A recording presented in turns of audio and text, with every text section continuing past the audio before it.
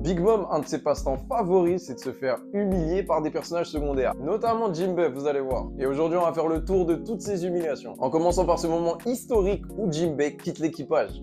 Il faut savoir que Big Mom, elle l'avait prévu sur le fait que ça allait lui coûter cher, tu vois.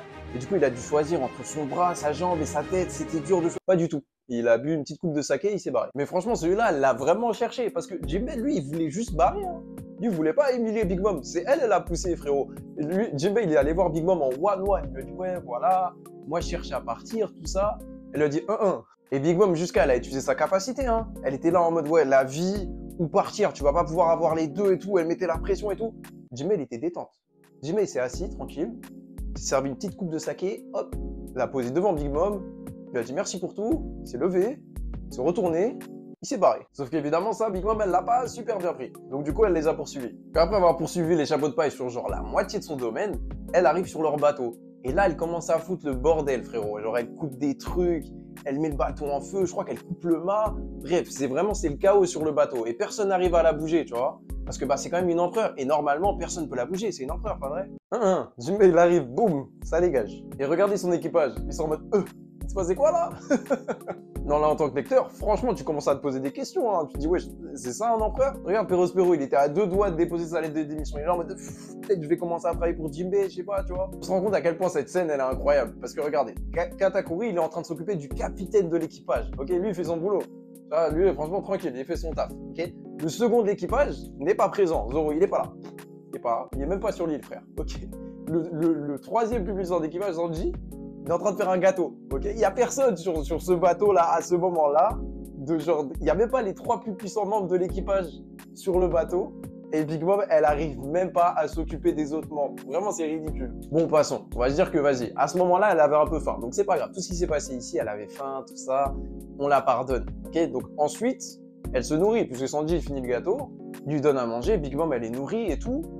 Et là, tu te dis, tu vois, c'est au moment où l'équipage au chapeau de paille, il est sur le point de quitter son territoire. Elle est là en mode, non, non, je vais pas vous laisser vous échapper. Donc là, elle est en pleine possession de ses capacités. Hein. Elle est à 100%.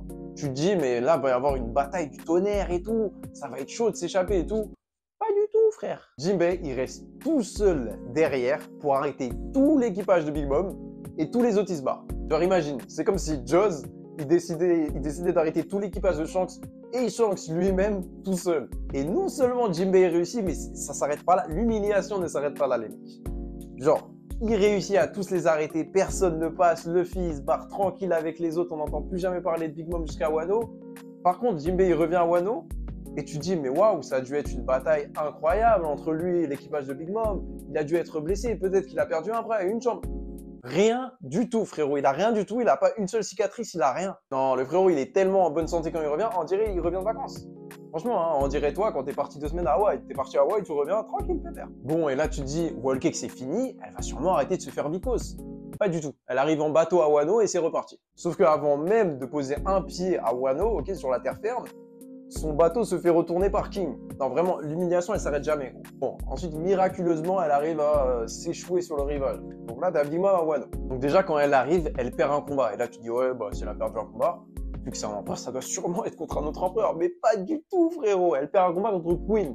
Donc ça veut dire, après genre 300 chapitres de nous avoir bien expliqué que les empereurs et leurs commandants, ils sont sur 2 dimensions complètement différentes. Ils pourront jamais se battre les uns contre les autres parce que les empereurs, c'est des créatures à part. Ils sont trop forts. Les commandants, c'est vraiment en dessous. Et là, t'as Queen qui bat Big Mom. Non. Moi, carrément, je démissionne de mon titre d'empereur. Hein. Ça y est, c'est bon, j'ai fait mon temps. Bon, en tout cas, Queen, il la bat, il lui met un gros coup de tête. Big Mom, elle est KO. Il lui met plein de chaînes en granit marin sur elle. Et il l'envoie au Nigashima. Ok, il l'envoie au Nigashima.